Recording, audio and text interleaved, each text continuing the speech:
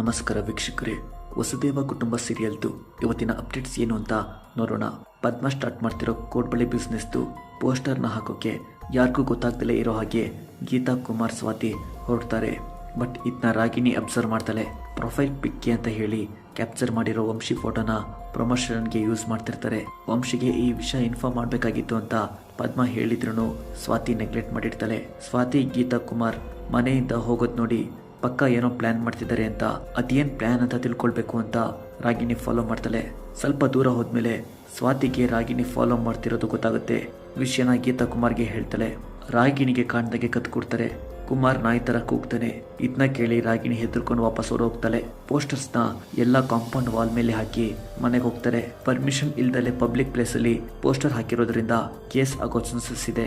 ಅದರಲ್ಲೂ ವಂಶಿ ಫೋಟೋ ಇರೋದ್ರಿಂದ ವಂಶಿಗೆ ಪ್ರಾಬ್ಲಮ್ ಆಗ್ಬೋದು. ಇದನ್ನ ದುರ್ಗಾ ರಾಗಿಣಿ ಎನ್ಕೇಜ್ ಮಾಡ್ಕೊಳ್ಳೋ ಚಾನ್ಸಸ್ ಇದೆ. ಗೀತಾ ಕುಮಾರ್ ಪರ್ಮಿಷನ್ ಇಲ್ದಲೆ ಟೈಲರಿಂಗ್ ಬಿಸ್ನೆಸ್ ಪೋಸ್ಟರ್ ಹಾಕಿ ಫೈನ್ ಕಟ್ಟಿರೋ ಇನ್ಸಿಡೆಂಟ್ ಆಲ್ರೆಡಿ ಆಗಿತ್ತು. ಇದನ್ನ ಯಾವ ತರ ಟ್ವಿಸ್ಟ್ ಕೊಡ್ತಾರೆ ಅಂತ ಸಸ್ಪೆನ್ಸ್ ಇದೆ. ಇದೇ ತರದ ರಿವ್ಯೂಸ್ಗೆ ಈ ಚಾನಲ್ ಸಬ್ಸ್ಕ್ರೈಬ್ ಮಾಡಿ. ನಮಸ್ಕಾರ.